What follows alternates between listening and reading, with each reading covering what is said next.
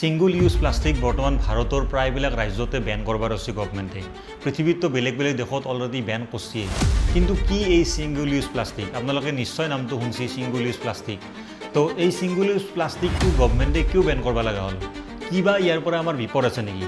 তো আহক আজিৰ ভিডিঅ'টোত আমি আলোচনা কৰোঁ সিঙ্গল ইউজ প্লাষ্টিক কি বা ইয়াৰ পৰা কি প্ৰব্লেম হয় আমাৰ। তো আমি সচৰাচৰ দেখি থকা সিঙ্গল ইউজ প্লাষ্টিক বুলি ক'লে আমি কি ক'ব পাৰোঁ?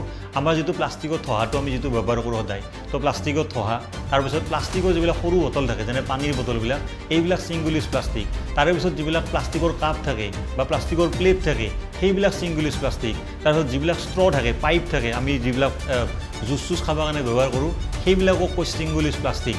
তো সিঙ্গল ইউজ প্লাষ্টিক টাৰ্মটোৰ পৰা আমি গম পাওঁ যে সিঙ্গল ইউজ প্লাষ্টিক মানে হ'ল একবাৰ ব্যৱহাৰ কৰি যাক আমি ফেলে দিওঁ। তো এই সিঙ্গল ইউজ প্লাষ্টিক বৰ্তমান যদি আমি চাব যাওঁ, গোটেই পৃথিৱীত যিমান প্লাষ্টিক আছে, প্লাষ্টিকৰ সামগ্ৰী ব্যৱহাৰ কৰা হয় তাৰে মোটামুটি আধাই হ'ল সিঙ্গল ইউজ প্লাষ্টিক। কিন্তু এই সিঙ্গল ইউজ প্লাষ্টিকটো আমাৰ পৃথিৱীখনৰ কাৰণে ভাল না বেয়া? তাৰে আগতে আমি জানো হওক যে সিঙ্গল ইউজ প্লাষ্টিকনো কিহৰ পৰা বনোৱা হয়। তো সিঙ্গল ইউজ প্লাষ্টিক বনোৱা হয় যিবিলাক পেট্ৰকেমিকেল গেছ বা পেট্ৰকেমিকেল লিকুইড বা ক্ৰুড অইল থাকে, তো তাৰে পৰা সিঙ্গল ইউজ প্লাষ্টিক বনোৱা হয় ফেক্টৰীত ৰিফাইন কৰি পেলাই। প্ৰথমে যি ৰিফাইন অইল থাকে তাৰে পৰা ৰিফাইন অইলৰ পৰা যিবিলাক অলপ চলপ গেছ থাকে সেইবিলাক এক্সট্ৰেক্ট কৰি পেলাই তাৰে পৰা বনোৱা হয় দুটা বস্তু, এথিলিন আৰু প্ৰপিলিন। তাৰে পিছত ইয়াক প্লাষ্টিক পলিমাৰকলৈকে পৰিৱৰ্তন কৰা হয় আৰু প্লাষ্টিক পলিমাৰ মেইনলি তিনিটা, যিকেইটা হ'ল পলিথিলিন PE বুলি কয়, আপোনালোকে স্ক্ৰীণত দেখা পাইছে, পলিপ্ৰপিলিন PP বুলি কয় আৰু পলিষ্টেৰাইন PS বুলি কয়। তো এই তিনিটা মেইন প্লাষ্টিকৰ ইনগ্ৰেডিয়েণ্টক লৈ ইয়াক পৰিৱৰ্তন কৰা হয়, ইয়াক ৰূপান্তৰ কৰা হয়। আৰু এই তিনিটা কেমিকেলৰ পৰাই মেইনলি আমি যিটো প্লাষ্টিক দেখা পাওঁ, আমি যিটো প্লাষ্টিকৰ থহাটো, প্লাষ্টিকৰ বটলটো, প্লাষ্টিকৰ বেলেগ বেলেগ বস্তু দেখা পাওঁ, সেইবিলাক বস্তু বনোৱা হয় ফেক্টৰীত নিজৰ নিজৰ প্ৰয়োজন অনুসৰি বা মাৰ্কেটত যি যি বস্তু লাগে সেই হিচাপত তাহোন কোম্পানীবিলাকে সেইবিলাক বস্তু বনায়। এতিয়া অভাৰঅল কথাটো ক'ব গ'লে এইটোৱে আমি গম পালোঁ যে ছিংগল ইউজ প্লাষ্টিকটো মেইনলি যিটো ফচিল অইল থাকে, ফচিল ফিউল থাকে, তাৰে পৰাই বনোৱা হয়, যিটো একচুৱেলি কাৰ্বনৰ যিটো এটা পৰিমাণ থাকে সেই কাৰ্বনৰ পৰিমাণটোৰ বা কাৰ্বন চাইকেলটোৰ ভিতৰতে থাকে। তো অৰ্থাৎ ইয়াক বনোৱা প্ৰক্ৰিয়াটোতো কাৰ্বন ডাই অক্সাইড বা কাৰ্বনৰ বিভিন্ন গেছ উৎপন্ন হয় আৰু ইয়াক শেষ কৰা প্ৰক্ৰিয়াটোত য'ত জ্বলাই ফেলব লাগে বা কিবা কৰিব লাগে তাতেও কাৰ্বনৰ বস্তুটো বেছিকৈ বানয় বা কাৰ্বন বা তেনেহেন গেছৰ পৰিমাণটো উদ্ভৱ হয়। সেইকাৰণে ছিংগল ইউজ প্লাষ্টিকটো আচলতে আমাৰ কাৰণে বেয়া। এতিয়া আহোঁ আমি যে ছিংগল ইউজ প্লাষ্টিকটো মেইনলি কিয় বেয়া?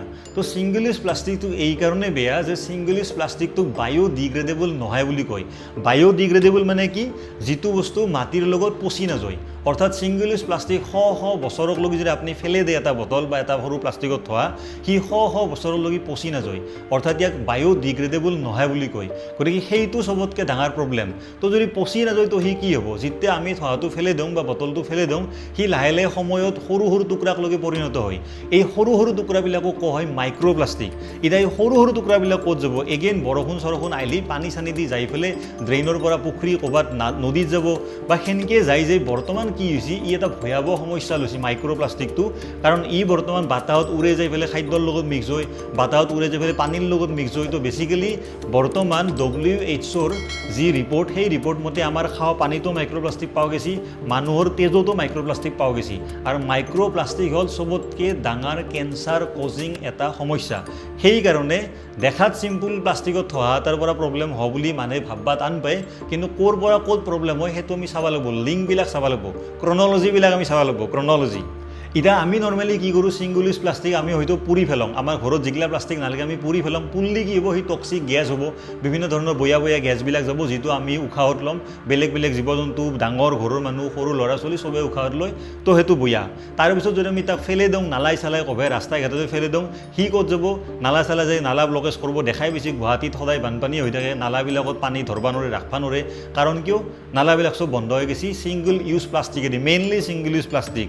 আৰু ইয়াৰ উপৰি আমি যেতিয়া এইবিলাক বস্তু নদী চদী ফেলে দিওঁ, পুখুৰী চুখুৰী ফেলে দিওঁ, সেই বস্তুটো যাই ফেলে কি হয়? মাছেও খায়। আৰু এটা কথা যে নালাৰ পৰা কি হয়, মই সিদিনাও কৈছোঁ আগতে ভিডিঅ' এটাত, যে গুৱাহাটীৰ বেছিভাগ নালা ভৰলুত কানেক্টেড, ভৰলুৰ পৰা ব্ৰহ্মপুত্ৰ বে, ব্ৰহ্মপুত্ৰৰ পৰা বে অফ বেংগল, বে অফ বেংগলৰ পৰা যে সাগৰত পৰে। অৰ্থাৎ সাগৰৰ মাছ চাছবিলাকেও খায়। ঘূৰি বাকী সেই মাছগিলাখান আমাৰ তাকে আহিব, চালানী মাছ আমিয়ে খাওঁ, খাৱাৰ ফলত সেই মাছৰ থ্ৰুদি প্লাষ্টিকটোৰ আমাৰ দেহাত যায়, সেনেকৈ যাই পেলাই মানুহৰ তেজত পায় আৰু তাৰে পিছত মানুহৰ কেঞ্চাৰ হয়।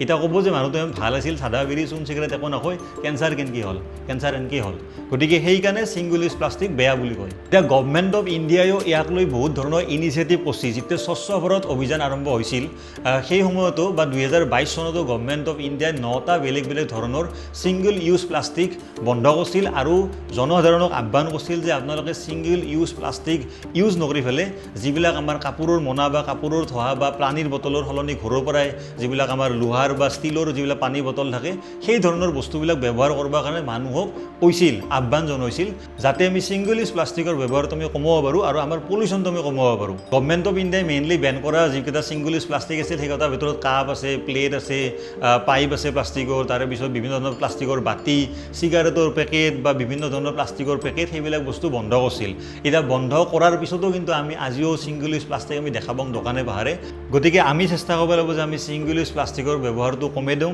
আমি পানী খোৱাৰ কাৰণে ষ্টিলৰ বটল ইউজ কৰিব চেষ্টা কৰোঁ বা আমি বজাৰ কৰিব গ'লে আমি আমাৰ কাপোৰৰ মোনা বা সেনে ধৰণৰ মোনাৰ আমি ব্যৱহাৰ কৰোঁ মুঠতে আমি চেষ্টা কৰিম যে আমি ছিংগল ইউজ প্লাষ্টিকৰ ব্যৱহাৰটো আমি অলপ কমাই দিওঁ তো এইখিনিয়ে আছিল আজি ভিডিঅ'টো মেইন টপিকটো তো আশা কৰোঁ আপোনালোকৰ আজি টপিকটো ইনফৰ্মেটিভ পালা আপোনালোকে বাকী এনে ধৰণৰ ভিডিঅ'বিলাকো মোৰ ইউটিউব চেনেলত চাব পাৰিব আমাৰ চেনেলটোৰ নাম হৈছে DG Creates তো আশা কৰোঁ আপোনালোকে ভিডিঅ'বিলাক চাই মোৰ ভাল পাই আছে তো ভিডিঅ'টো পাৰিলে একবাৰ শ্বেয়াৰ কৰি দিব আৰু নেক্সট ভিডিঅ'ত আপোনালোকক লগ পাম তেতিয়ালৈকে আপোনালোক সকলো ভালে কুশলে থাকক বাই বাই ধন্যবাদ